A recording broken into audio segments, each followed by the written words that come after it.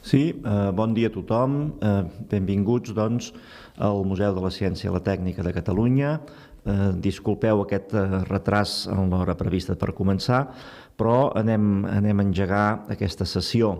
Benvinguts a tothom, tota la gent que ens escolta, tota la gent que ens veu, i molt especialment a la senyora Antònia Maria Sabater, regidora d'Igualtat, Salut i del Museu del Calçat de l'Ajuntament d'Inca, i, per damunt de tot, la senyora Aina Ferrero, que és la directora d'aquest museu, Museu del Calçat i de la Indústria d'Inca. Avui presentem un projecte novedós per nosaltres com a Museu Nacional. És un projecte que el fem com a prova i justament per això aquest endarreriment, com és el del canal de ràdio i televisió de Menactec.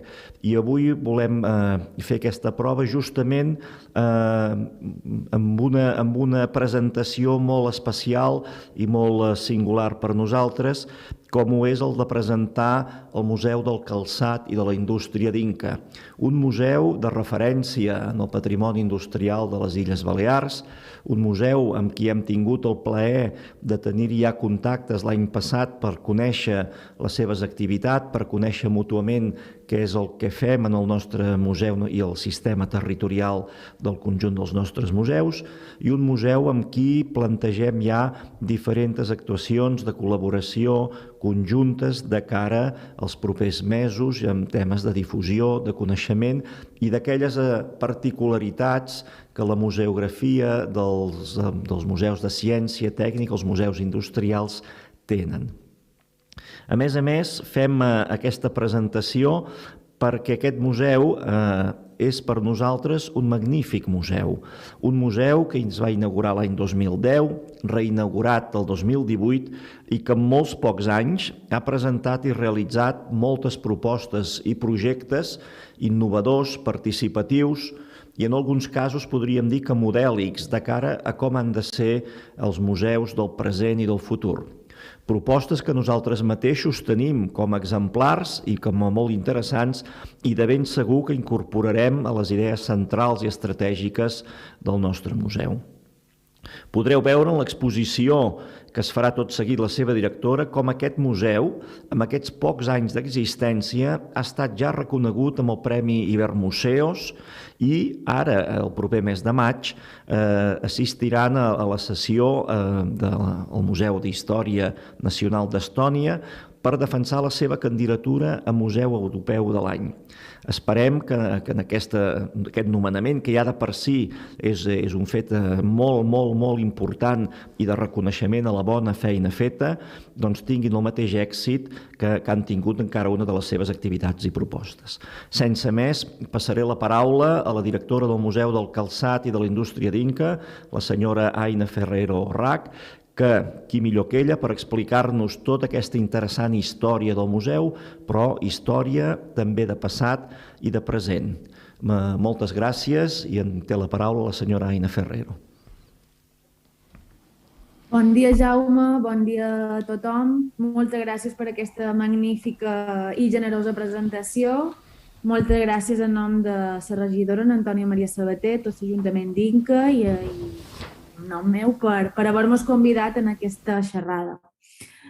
Efectivament, venim a explicar-vos un poc quina ha estat la feina en aquests darrers anys perquè se pugui veure aquesta evolució des d'un museu que va néixer d'alguna manera a esquenes de la societat i aquest treball que s'ha fet per tendir ponts. Si vols, Sergi, pots passar el primer vídeo.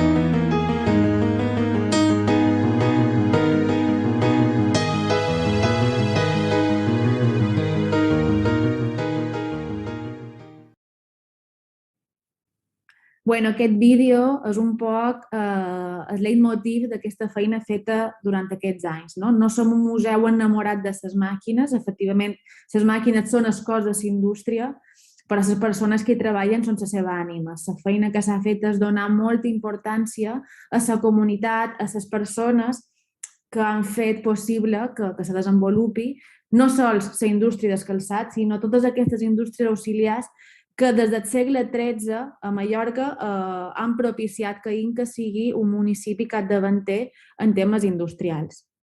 Si vos pareix, començarem ja la presentació, compartiré pantalla. I el títol de la xerrada és la metamorfosi del Museu del Calçat, no? Per fer un poc de joc de paraules, d'ignorat a nominat. Ignorat per això, perquè va néixer d'esquenes en un moment on, en plena crisi del sector del calçat, després de moltes dècades d'alts i baixos, moltes fàbriques estaven tancant, s'estaven perdent molts de llocs de feina, i tot i que el museu va néixer després d'un ampli debat a la societat, la gent volia un museu, justament el moment quan se va inaugurar va ser un moment complicat, precisament per aquesta crisi del sector i perquè el sector del calçat s'hagués estimat més que en lloc de crear un museu que ha recordat la indústria, a lo millor haguessin rebut més ajudes per no haver de tancar tantes fàbriques. Per tant, en lloc de percebre's el museu com un homenatge, se va percebre com un cementiri en honor a aquesta defunta indústria.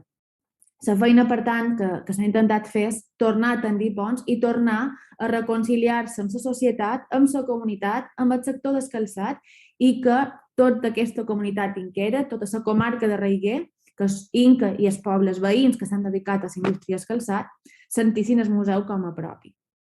Perquè, a més, és un museu d'essència comunitària. Tenim màquines que ens han cedit antigues fàbriques de calçat, tenim revistes de disseny, perquè a Mallorca no només se va produir calçat, sinó que també va ser capdavantera en la publicació de revistes de disseny, de moda, de calçat, una col·lecció meravellosa de sabates, també material de les indústries auxiliars, mostruaris.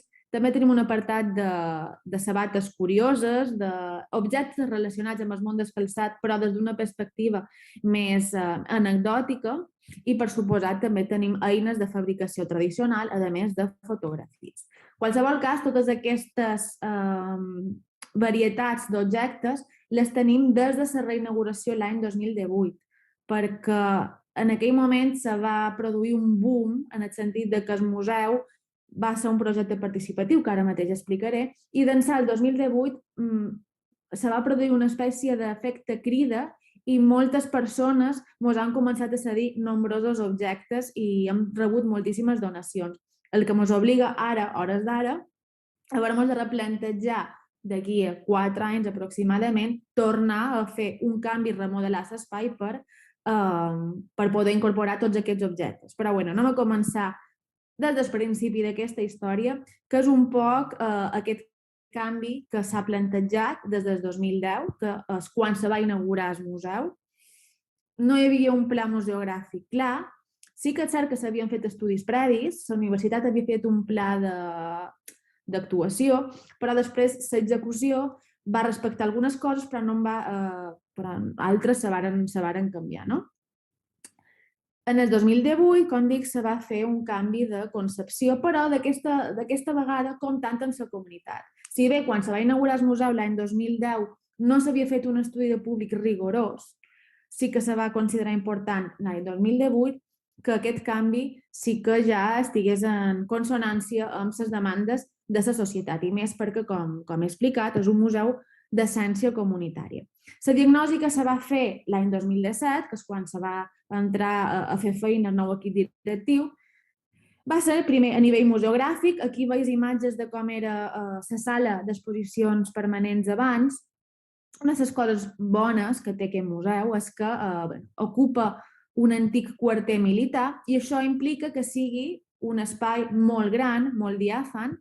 De fet, allà on es troba ubicat el museu era Era el pavelló dedicat al menjador, d'acord? Per tant, és una gran sala d'aproximadament 800 metres quadrats on s'havien disposat les màquines, però li faltava senyalització. Si vos fixeu en pantalla, veus que hi ha les màquines i en el costat hi havia un panell on apareixia el nom de la màquina en 7 idiomes, sense cap més explicació. Hi havia, per tant, escassos recursos d'interpretació i no quedava clar quin era el discurs que s'estava seguint. Aquí teniu una altra imatge de com estava ubicat o exposat el material en el museu, a la sala d'exposicions permanents. A més, el mobiliari expositiu no complia la normativa d'accessibilitat. Una de les primeres coses que ens varen dir és que aquestes vitrines tan altes ni eren recomanables per nens ni eren accessibles per persones en cadira de rodes, perquè eren molt més altes que el que se podia observar. A part, no hi havia cap senyalització exterior. Això és el museu per un costat i per l'altre costat. Com veus, és un museu que, tot i ser visible en si, perquè tot l'edifici és el museu, no hi havia cap element que indicava que allà s'havia ubicat un museu. Per tant, una eina fonamental ha estat i continua sent l'estudi de públic. Que, com sabeu, aquests estudis de públic s'engloben dins la corrent de la museologia crítica, que se considera el museu com un agent de canvi i debat social, situant els visitants com a protagonistes absoluts de tot el que serà la seva gestió. Per tant, aquest estudi de públic, 2017, que va iniciar en el 2017, però el 2020 però continua amb altres variants, segueix la idea d'examinar les tradicions en el seu context global contemporani, en col·laboració estreta amb les mateixes comunitats. Primer se varen fer el que seria avaluació prèvia, enquestes pilot en el carrer, Dijous Bo. Dijous Bo és una festa molt important a Inca. És un poble industrial, com dic, de mercat, de comerç, i el Dijous Bo se fa sempre a novembre. És una festa perquè no només van els zinquers i les zinqueres, sinó que tota gent de Mallorca va allà per anar a la fira i en el mercat. Doncs aquest dia se va utilitzar per fer un estudi pilot, per fer enquestes que després serien millorades per fer un sondeig telefònic. Que ara explicaré. Focus group, que són grups de discussió, tant de personal com de públic potencial, i també enquestes a visitants reals del museu. Les enquestes telefòniques, com dic, el que pretenien era esbrinar si el museu del Calçat era conegut o no era conegut. El que varen fer, aquí tenim una fotografia d'aquestes enquestes, d'aquest sondeig telefònic, era per no condicionar les respostes, el personal del museu telefonava dient en el principi que telefonaven de part de l'àrea de cultura de l'Ajuntament per fer una enquesta sobre hàbits culturals i s'anaven primer fent preguntes relacionades amb hàbits culturals diferents, si s'anaven al cinema, si s'anava al teatre, si solien visitar exposicions, i ja una vegada que sabien resposta a aquestes preguntes ja entràvem en matèria i anàvem a demanar per qüestions concretes relatives al Museu del Calçat. Clar, sense condicionar les respostes, vàrem veure primer una realitat que malauradament crec que no som els únics, i és que el 83,44% dels enquestats no visiten museus mai o gairebé mai. I sobre si se coneixia el nom d'algun museu a Inca, perquè no volien demanar si coneixien el Museu del Calçat, perquè a les enquestes pilot ens havien donat compte que això condicionava les respostes. Demanàvem si se coneixia algun museu a Inca. El greu és que 6 de cada 10 enquestats ens va dir que no coneixia cap museu a Inca. Ens hem de situar, estem en l'any 2017, quan se fa aquest sondeig telefònic. Han passat 7 anys des de la inauguració del museu, un museu, com heu vist, que se veu dins la trama urbana perfectament. 6 de cada 10 enquestats no sabia que existia aquest museu. Per altra banda, se varen fer enquestes en els visitants reals, és a dir, la gent visitava el museu i els hi passaven les enquestes sobre què trobaven de la visita. Després se varen fer el focus group, tant de personal, per veure les diferents àrees, les diferents aportacions que cada una de les persones que fan feina al museu i veu des de la seva perspectiva, i després un focus group del públic potencial. Com se va seleccionar els participants d'aquest focus group de públic potencial? Una vegada que s'havien fet les enquestes telefòniques, se demanava a la persona que havia contestat l'enquesta si volia participar a una següent fase de l'estudi. Aquesta següent fase de l'estudi consistia efectivament en visitar el museu i després anar a una sala on, en un ambient distès, se li farien preguntes sobre què considerava de la seva visita, que milloraria, que el que li havia agradat, que no, etc. Ara, si voleu, posarem un vídeo. Vos demano disculpes perquè els primers vídeos, aquest i el següent, se van fer amb mitjans molt casolans, amb el mòbil, i són vídeos d'una qualitat dolenta. Ja veureu que quan després els anys passen i tenim més mitjans i més suport, els vídeos van millorant. Però aquests primers m'agrada molt posar-los perquè, tot i que la qualitat és dolenta, sí que se veu el contingut i crec que és important. Sergi, si t'apareix i el vols posar.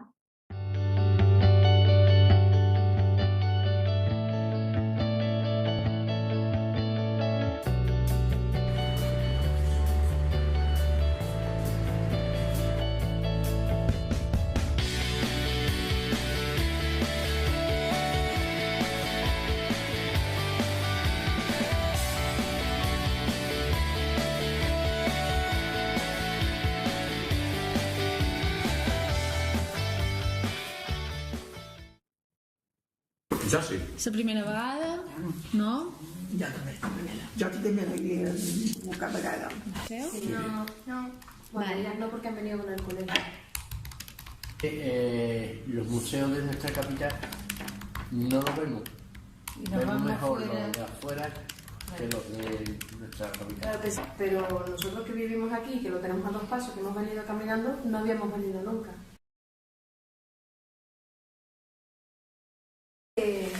Por ejemplo, nosotros sabíamos porque me explicaron dónde era, ¿no? Pero si yo soy de Madrid y no he venido nunca y tengo que venir y buscarlo, pues sí que en la puerta no pone que hay un museo del campo. Yo no lo he visto. Sí, No, en la puerta da igual. Donde no lo hay, por ejemplo, en las rotondas. Claro. o- Museo del calzado que ponga... Yo que camino mucho, yo no sabía que aquí había un museo. He trobat que falta informació per la gent que ho desconeix com jo.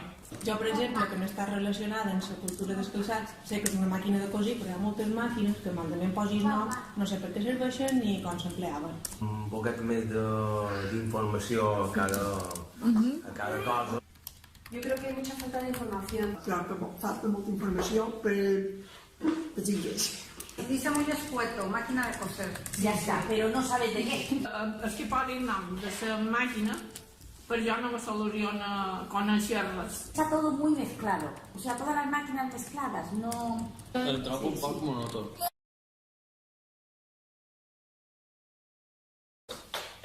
Com jo? Hombre, que hi ha molt d'espai. Molt d'espai i molta llum, això sí. Que todo está muy blanco, hay mucha luz, es muy amplio. Ahora es la historia que representa. ¿Se habéis recordado a la madre? Nada más ver el telar.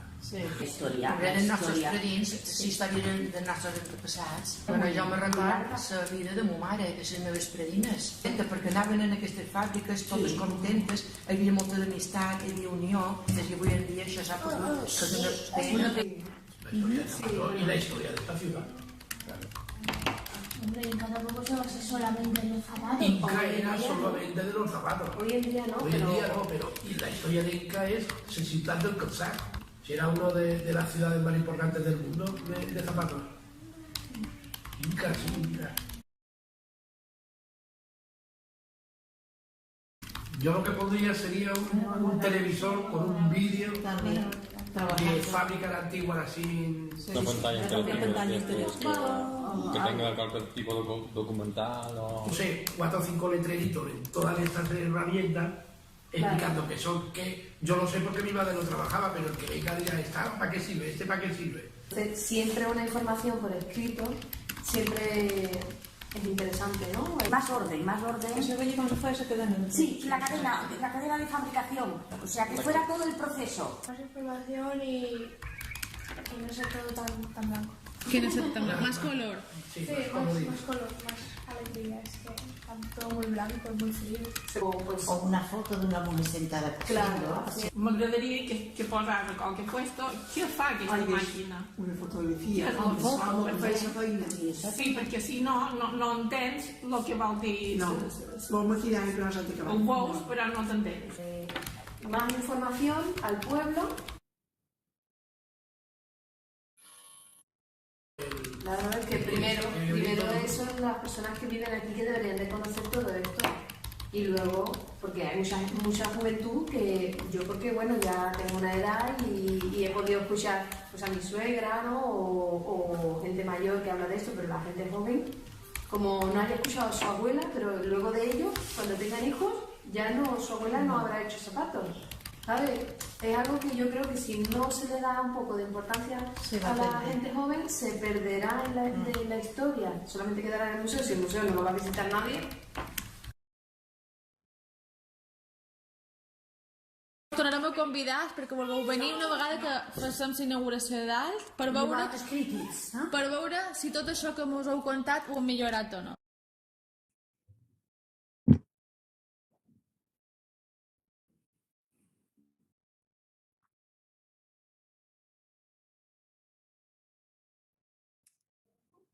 Sí, no sé si ja me sentiu una altra vegada.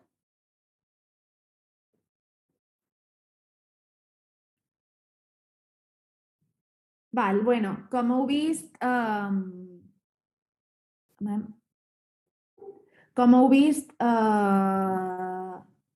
les conclusions a les que arribem per aquest estudi de públic, el que ens han dit els participants d'aquest estudi de públic, coincideix moltíssim amb el que nosaltres com a professionals de la museologia, aquestes persones que visitaven el museu ens deien que no els servia de res tenir el nom de la màquina i ja està, necessitaven saber per què funcionaven. Per tant, i abans de que aquestes persones tan importants, aquests col·laboradors nostres, que són els sabaters i sabateres, malauradament ens deixassin, vàrem fer un documental on ells ens explicaven el funcionament de les màquines. Aquí tenim el senyor Pau, que 2 anys després va morir, que ens explicava com se fabrica una sabata Goodyear, que és el tipus de sabata característica de la zona, en les màquines que tenim en el museu. I aquí tenim diversos moments de la gravació d'aquest documental que se diu La màgia de les màquines i que vosaltres podeu trobar tant a YouTube com a la nostra pàgina web. Aquest documental també ens va servir per fer altres recursos de mediació. A partir d'aquí, el que vàrem fer varen ser dibuixos que servissin per acompanyar cada una de les màquines i que d'alguna manera la gent que ens visitàs tingués una idea més clara de per què servien aquestes màquines. A part d'una explicació, sempre un dibuix ajudava. Efectivament, l'ideal hagués estat fer un vídeo, fer una recreació, però nosaltres heu de pensar que som un museu molt petit, 50.000 euros de pressupost anual, on també està inclòs part de personal. Per tant, els nostres recursos eren molt, molt, molt limitats i, per tant, tenint en compte aquestes qüestions, que això sempre és important tenir-ho en compte, varen considerar que la millor manera, optimitzant el que teníem, era el manco poder fer il·lustracions.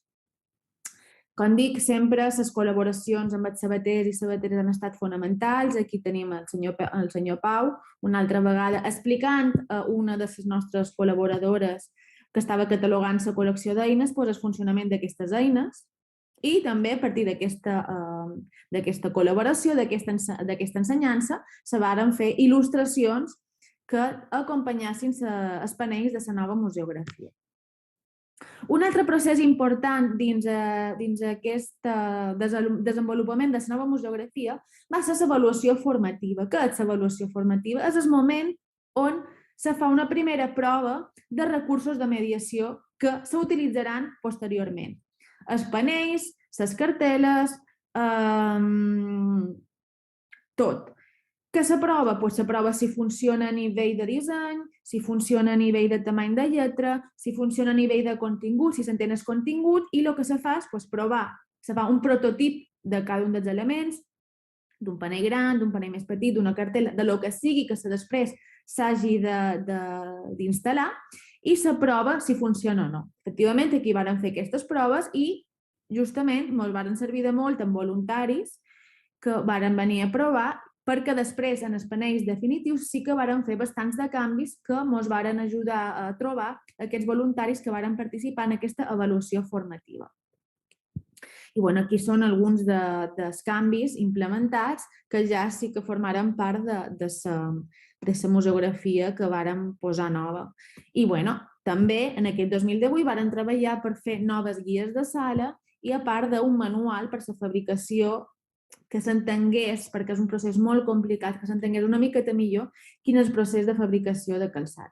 Varen millorar la senyalització també interior i exterior, perquè quan un entra en el museu, que se sapigués que l'exposició permanent està a la part superior, ja que la de baix està dedicada a l'exposició temporal, i també varen senyalitzar l'exterior, de tal manera que ja la gent, quan passava per aquesta via principal d'Inca, sapigués que ja es trobava ubicat el Museu del Calçat i de la Indústria.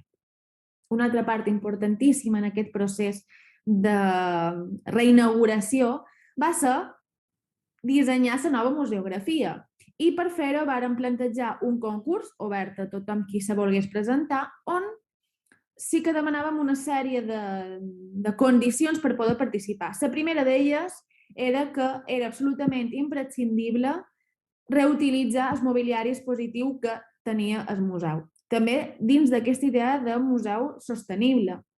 Moltes vegades sabem d'institucions que se gasten milionades, o no milionades, però sí molt de doblers en exposicions temporals, que després d'aquestes exposicions temporals ni tan sols viatgen a altres llocs. S'han gastat una doblerada en una exposició que estarà 6 mesos, un any com a molt, i després se va a un magatzem i després se'n va en els FEMS, i ni tan sols si tu els demanes aquesta exposició tenen possibilitat, ja sigui per temes administratius o pel que sigui, de recuperar-la o de reutilitzar-la. Nosaltres creiem que el concepte de museologia també sostenible ha de ser coherent amb aquesta idea i, per tant, volíem, primer, que tampoc tenien doblers per fer mobiliari nou, però també per ser coherents amb el medi, i vàrem reutilitzar molt dels elements museogràfics. Vàrem suplir, com sempre dèiem, la falta de doblers amb una gran dosi de creativitat. I Tato Migolom, l'empresa de disseny museogràfic que va guanyar, varen fer-ho perquè varen aportar aquesta dosi de creativitat extra. I això és un esbós de com seria la nova museografia. A part, també varen fer una crida per rebre fotografies de familiars o pròpies que s'haguessin dedicat en el món del calçat i de les indústries auxiliars, perquè volíem que dins del museu hi hagués un memorial fotogràfic d'homenatge, que la part de les persones tingués pes i presència dins del museu. I aquí hi ha també un esbós de lo que seria el futur memorial d'homenatge. I, finalment, el 30 de novembre de 2018, una data que duim quasi gravada a foc, se va reinaugurar el museu davant d'una grandíssima expectació perquè la comunitat inquera se va volcar. Nombroses empreses ens varen fer donacions amb espècies, amb treballs, amb doblers. Vàrem aconseguir una gran fita i escafaca, que és l'Associació de Fabricants i Auxiliars de Calçat col·laboràs, ens cedís la seva col·lecció de sabates i que a més ens fes una aportació dinerària. I això era una gran fita perquè fins al moment aquesta associació estava d'alguna manera enfrontada o no era amiga del museu. De fet, varen col·laborar en la condició que el museu no fos un lloc per celebrar la passada indústria, sinó que servís per visibilitzar les fàbriques i les empreses que encara continuaven lluitant i que s'estaven adaptant en els nous temps.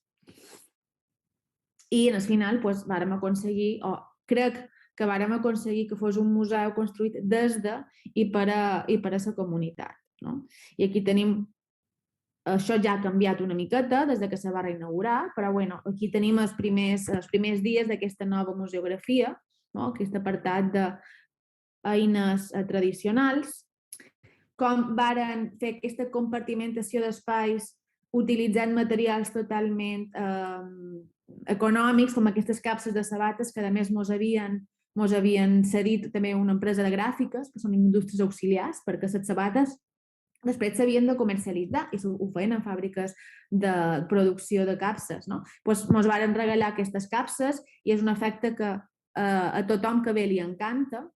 Tenim aquesta part de la maquinària ja amb els seus cartells, que al manco hi ha una il·lustració que diu com s'utilitzava la màquina. S'han fet una recreació d'una oficina, d'una fàbrica de calçat. Aquest memorial fotogràfic d'homenatge, amb els noms també dels treballadors que se van inscriure en el cens d'Inca dient que havien estat sabaters o sabateres. Aquesta col·lecció meravellosa de fàbriques de calçat d'Inca. Aquestes vitrines són les úniques que vàrem fer noves. Vàrem aconseguir el suficient suport econòmic, fem molta feina comercial. Recordo que aquell any la regidora i jo anant a presentar el projecte a nombroses empreses, a institucions, per aconseguir suport econòmic, i vàrem aconseguir el suport econòmic suficient per poder fer aquestes vitrines noves. Això és una altra visió. Aquí tenim aquesta vitrina de les revistes de disseny, que, com he dit, va ser també una indústria important, i un espai que personalment crec que és el meu preferit dins del museu, que és la Cambra de les Meravelles del Calçat. Aquestes Wunderkammers del segle XVI, nosaltres hem fet la nostra versió lliure,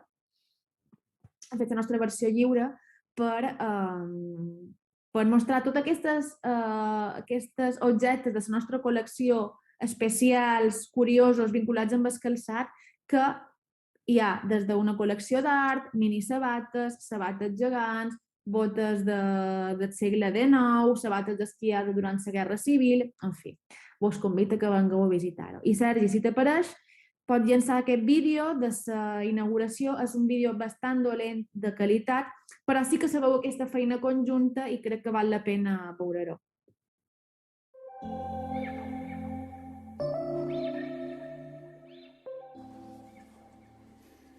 Lliurement, mitja horeta o quan acabeu i mos veiem. Ara, per exemple... Yeah, you were impressed. Couldn't leave me alone. Text me every time that you pick up the phone. And I had control in the driver's seat, but my hands are slipping off the wheel. Now the tables have turned. Now I'm up all night. I'm picturing you acting like a fool. I'm on the other side. You're like a full moon, and I'm up all night, howling at you. Tables have turned. Tables have turned. Tables have turned. Tables have turned. I used to be chill. Now I can't catch my breath. When you say my name, I feel tight in my chest. Can't handle the space. I need you here by my side. You make me sweat in the cold nights. Yeah, I had control in the driver's seat, but my hands are slipping off the wheel. Now the tables have turned. Now I'm up all night. I'm picturing you acting like a fool. I'm on the other side. You're like a full moon, and I'm up all night. És grande, no? Howling at you. Tables have turned. Tables have turned. Tables have turned. Tables have turned. Feelings all turned upside down. I guess I'm a needy one now. Feelings all turned upside down. I guess I'm a needy one. Now the tables have turned. Now I'm out. I'm picturing you. És per al making of. I'm on the other side. You're like a full moon, and I'm up all night, counting on you. Tables have turned. Tables have turned. Tables have turned.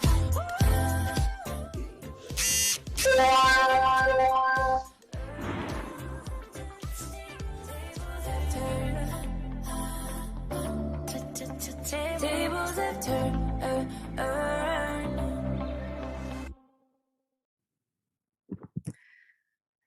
Bueno, pues aquesta va ser aquesta feina comunitària. No sé si ho heu vist, també va participar inclús l'Escola de Fusteria de l'Ajuntament d'Inca, que aquell any varen incloure dins del seu programa d'estudis la realització d'uns treballs per la nova museografia. En fi, va ser molt emotiu. No esperàvem més de 100 persones a la inauguració i se'n varen presentar 400. Va ser un esdeveniment i va ser un poc la materialització d'aquesta idea d'iniciar el camí per ser un museu participatiu i comunitari. No entraré massa en les exposicions temporals perquè no tinc temps i crec que avui m'estic més xerrant d'altres projectes més recents, però bueno, com tots els museus també tenim aquesta part d'exposicions temporals a la sala de baix, de lo que seria l'entrada.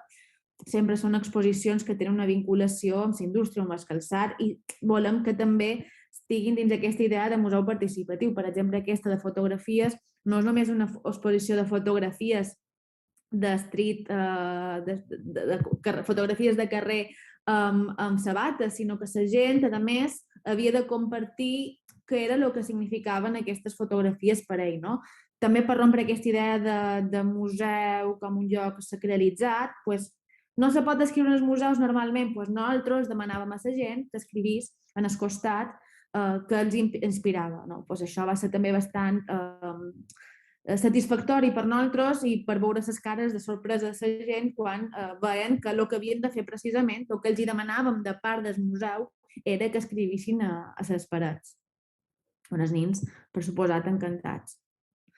Aquesta és una de les exposicions també més celebrades. Varen venir una parella que treballaven en pintura fotoluminescent i varen fer una cambra oscura, amb llum se veia d'una manera i amb la llum apagada d'una altra, per mostrar aquesta indústria del calçat i la comunitat de persones que hi treballa darrere. I l'activitat cultural, un poc com estem intentant fer tots els museus, intentar apropar nous públics, amb un concurs de selfies, que havien de venir al museu, per exemple, i fer-se una fotografia, amb una de les màquines, visites guiades, també un programa de la peça del mes, que tenim la gran fortuna que moltes de les persones que ens han cedit els objectes encara viuen i ens poden contar moltíssimes coses respecte a aquests objectes. I el que fèiem abans de la pandèmia i ara que hem tornat a implementar és que una vegada al mes, cada mes i mig, convidam una persona a explicar l'objecte que ha donat i, a més, se converteix en un moment d'encontre d'aquests sabaters i sabateres que se coneixen tots.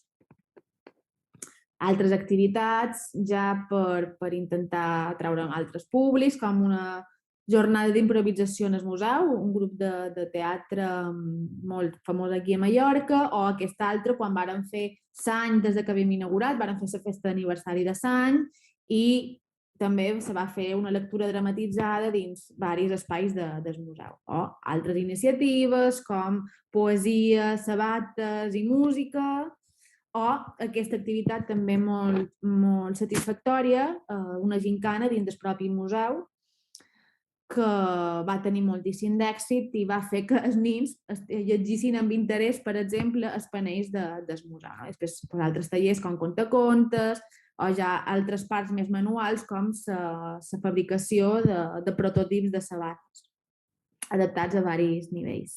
Aquí tenim una petita visitant mirant aquesta vitrina que forma part de la Cambra de les Meravelles d'una col·lecció de sabates en miniatura.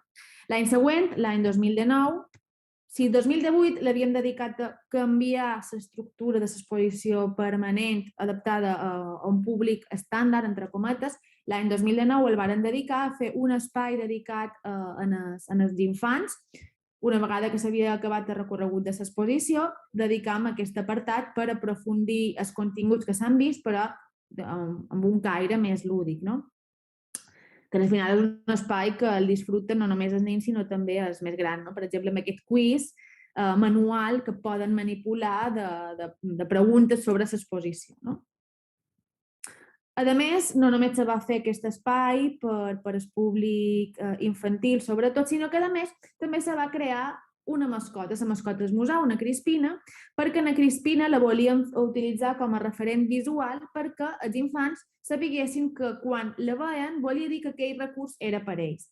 De tal manera que vàrem adaptar els continguts dels panells per als més petits i a més vàrem crear un concurs escolar per donar vida a la mascota. La mascota està inspirada en una màquina, però el que volíem ara era que els infants li donassin nom i vida. Era un concurs per donar nom i fer un relat breu sobre la vida de la mascota. De què ens va servir aquesta iniciativa? Primer, per involucrar a la comunitat educativa i, a més, per mostrar-los la nova programació didàctica que estàvem treballant per l'any següent. Per això ens va servir, per tant, per aconseguir fer xarxa amb ells.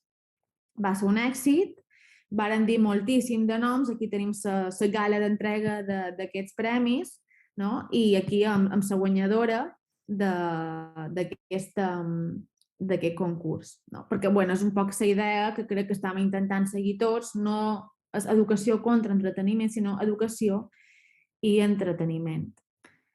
A nivell de poder analitzar els canvis, de quina manera han influït en els resultats, un molt evident és el tipus de públic que ens visita. Si vos fixeu en el 2018, abans de tots els canvis aplicats, veiem que el que més visitava el museu eren persones entre 60 i 70 anys.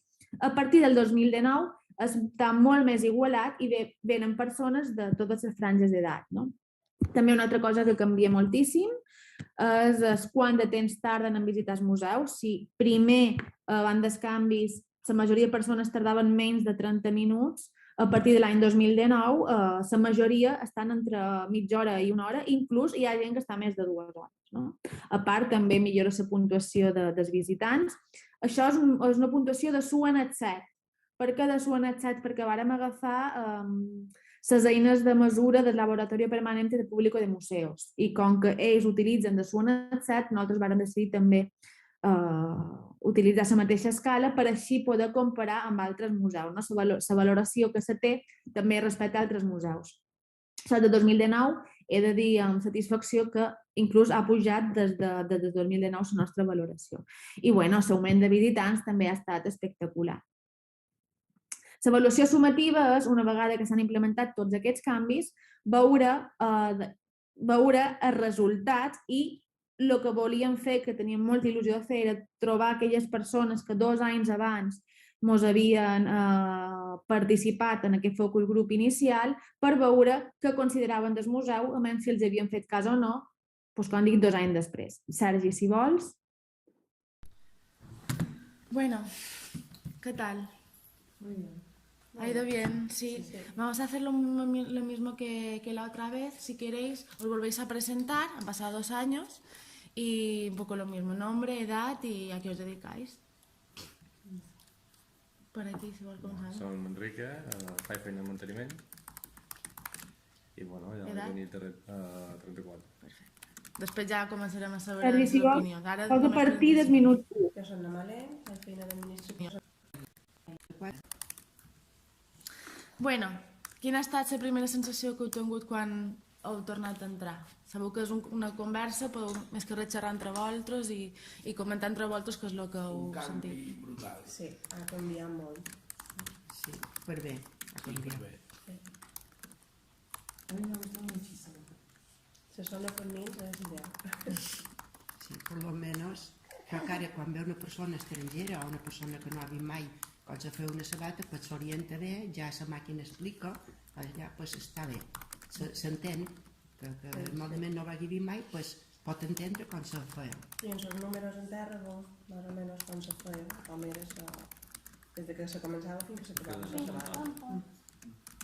O sigui, creus que ara s'entén com se fabrica una sabata millor que abans? Sí, abans no s'entenia res. Molt millor. Us recordeu que mos vareu dir que no s'entenia res, que... Ella va començar amb un parell d'idiomes i dibuixets. I vos han fet cas? Es que me ha gustado mucho que las cosas que no nos gustaba o que veíamos en otros museos que no había en este se habían tenido en cuenta y los habéis hecho. La verdad es que me ha gustado mucho la forma en la que habéis presentado las máquinas, que ahora sí que le habéis dado un lugar especial a cada una con una tarima debajo y las explicaciones, y más que nada los dibujos, ¿no? Porque si tienes que poner a leer todo, pues se hace un poco largo, pero viendo el dibujo se entiende perfectamente cómo funciona la máquina y cómo la hacían. Y luego una cosa muy importante. Bueno, com veus, la gent se sent reconeguda, se sent escoltada, se sent que se li ha fet cas i les cares també d'ells ho deien tot, no? Estaven feliços de que el nou museu reflectís les seves necessitats i els seus desitjos. I per nosaltres aquest ha estat un dels reconeixements més importants, sens dubte, que hem tingut. Bueno, i com fem tots, estem treballant per ampliar el programa educatiu. Com que veig que anem un poc justos de temps, tampoc sé fins quan tenc, vaig a passar una miqueta aquesta part, xerrava del museu en temps de pandèmia, com tots els museus el que hem fet nosaltres ha estat treballar la part interna, aprofitar per anar treballant el magatzem, per reorganitzar-lo, per revisar les catalogacions, els inventaris i demés. I una de les coses que també vàrem fer durant temps de la pandèmia va ser documentar la realitat del que havia passat en temps de pandèmia, però vinculat a la indústria del calçat. I va resultar que antigues repuntadores de la indústria del calçat que s'havien quedat sense feina, en el moment on tothom ens varen quedar sense mascaretes, varen decidir tornar a agafar les seves màquines de repuntar sabates, que feia anys que no utilitzaven, per posar-se a fer mascaretes. I això ho varen voler documentar des del museu. Si vols, Sergi, pots llançar el següent vídeo.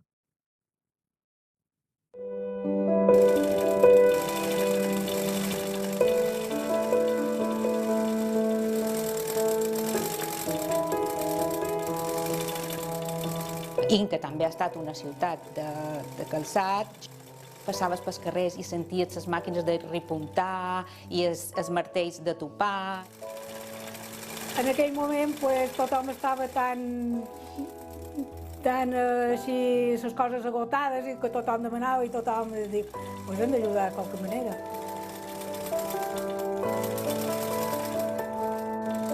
Inca Repunta va ser un voler ajudar, un voler col·laborar de la societat inquera. Estem tancats a casa nostra i necessitam fer alguna cosa per millorar aquesta situació. Jo vaig entendre que de la mateixa necessitat que nosaltres com a infermeres tenim la necessitat d'oferir cuidar-nos, oferir cures als nostres pacients, ells tenien de qualque manera la necessitat de cuidar-nos a nosaltres.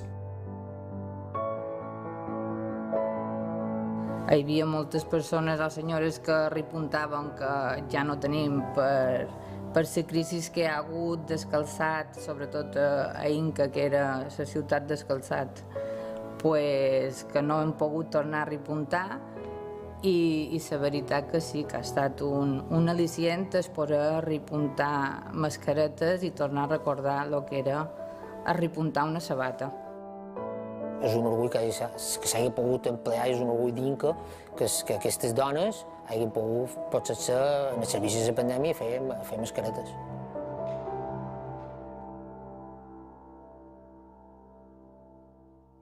Bueno, això, com veus, és el tràiler. Si a algú li interessa veure el documental sencer, també està disponible a YouTube i en les nostres xarxes. L'any 2021 vàrem implementar unes audioguies dramatitzades, que també teniu la possibilitat d'escoltar-les inclús des de la nostra pàgina web. I l'any 2021 ja anem en aquest projecte que ha estat guanyador del Premi Ibert Museus d'Educació, Jo crec que la justificació del projecte està més que justificada amb aquesta idea de museu participatiu, museu comunitari, però és que a més resulta que a Inca hi ha hagut una forta immigració en els darrers anys i en ocasions hi ha hagut tensions entre la població autòctona i la població nouvinguda. A més, s'afegeix que si ho heu escoltat abans en el focus group del principi, ja les noves generacions han perdut la consciència de que la seva ciutat, Inca, de 30.000 habitants, ha estat capdavantera en la indústria del calçat. No? Ja hi ha aquest canvi generacional, aquesta conversa entre el pare i la seva filla, quan el pare diu amb orgull que Inca era la ciutat del calçat, la filla li diu Inca, i el pare diu sí, Inca. No? Per tant, hi ha aquesta preocupació per part dels més majors de que aquests sabers tradicionals s'estaven perdent. No? Per tant, totes aquestes qüestions varen fer que, efectivament, aquest projecte, que seguia projectes iniciats anteriorment, pogués tenir sortida aquest 2021. No? Volien tornar protagonisme a la gent gran de la comarca, revaloritzar aquest ofici tradicional, donar a conèixer a les noves generacions la rellevància d'aquesta indústria i connectar diversos col·lectius socials, gent gran, joves i persones immigrants. No? I així se reconeixia la diversitat cultural d'Inca, feia que aquestes persones formassin part també de la programació del museu i que integrassin com a propi aquest patrimoni. No? Per poder-lo dur a terme, se va necessitar centres de joves, associacions de gent gran, d'immigrants, i també van comptar amb l'hospital psiquiàtric, d'Inca, que ens va portar la participació d'antics sabaters que havien patit malalties mentals i que també van formar part d'aquest projecte. Si igual, Sergi, millor que jo ho explicarem en aquest vídeo per donar-vos autorreferència perquè ara sortiré xerrant, però això ens ho demanaven diversos museus i bueno, és el que hi ha. Sergi, quan vulguis. Este proyecto ha consistido en la creación de varios grupos de trabajo formados por 3 personas. Un antiguo trabajador o trabajadora de la industria del calzado, un joven de la comarca y una persona fuera de Inca, que es nuestro pueblo. A partir de un objeto personal que ha aportado el antiguo trabajador del calzado, se han creado conversaciones y diálogos que han desembocado en un intercambio de experiencias, historias de vida, historias profesionales, que lo que han hecho ha sido acercar a diferentes colectivos de la comunidad. Como una parte del proyecto se ha realizado durante tiempos de pandemia, pues una parte importante la hemos realizado a través de herramientas digitales.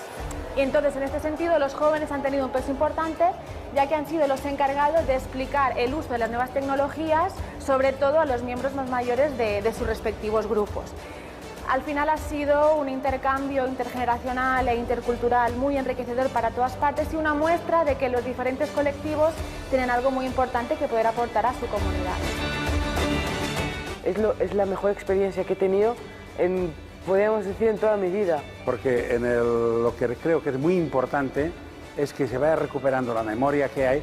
Me ha ayudado este proyecto a conocer nuevos amigos. Hemos conocido tanto el pasado como el presente y también llevarlo a nuestro futuro en nuestras nuevas generaciones. Este comercio y este enseñamiento seguirá adelante para los que vengan detrás.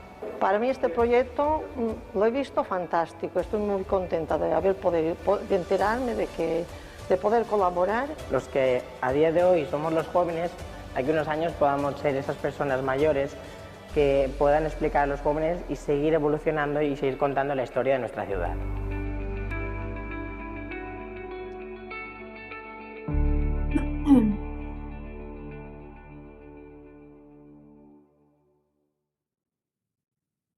I bueno,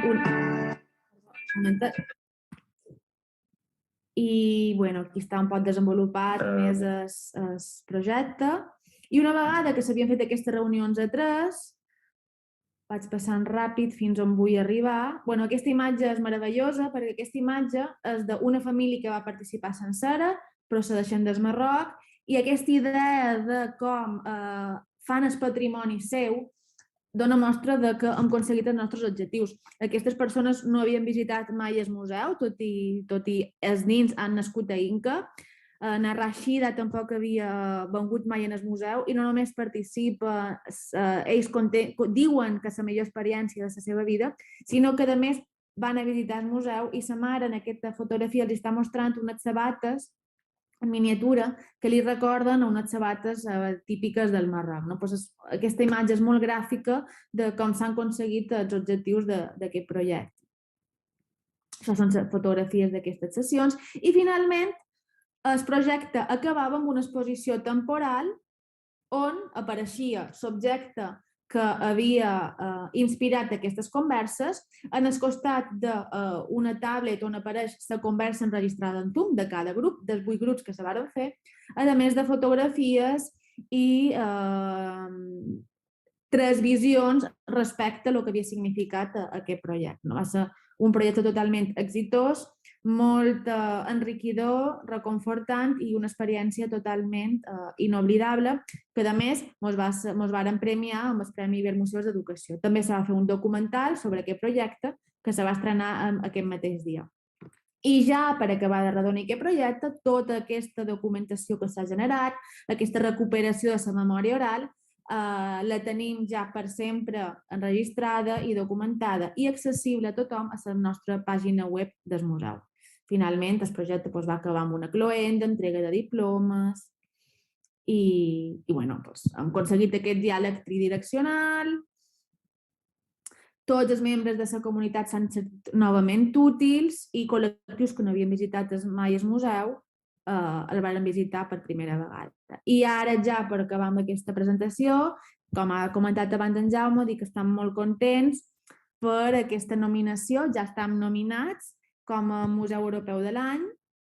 Això és el que se valora el Comitè de Cultura, que ens ha nominat com a Museu Europeu de l'any. Això ho podeu trobar a la pàgina web d'EMIA. La veritat és que si voleu podeu directament accedir aquí.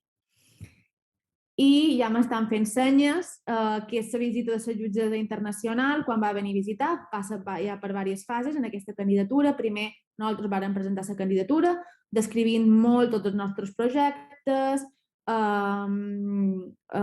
ajuntant material. Després, al mes d'agost, va venir una jutgessa, aquesta senyora anglesa, a visitar el museu, i ara hem passat a la següent fase, que ja és que som dels museus nominats i hem d'anar a Estònia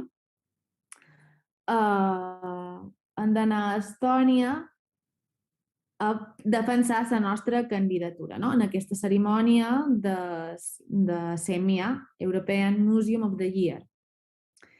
I això és tot. Moltes gràcies per la vostra atenció. Qualsevol cosa, qualsevol dubte, el que necessiteu, estem aquí, molt contents de pensar en aquesta futura trobada de museografia industrial en el setembre. I res, des de compartir. Moltíssimes gràcies, Aina, i a tot l'equip del Museu del Calçat i de la Indústria.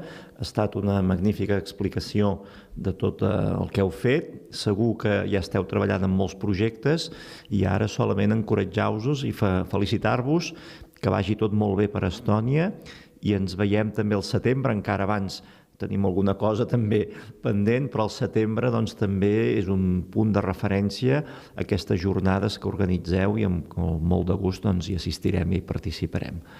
Molt agraïts i encoratjar-vos a visitar aquest museu que fan una feina extraordinària i, com heu pogut veure, ens fan deler de poder-ho veure. Gràcies a tothom i fins una altra.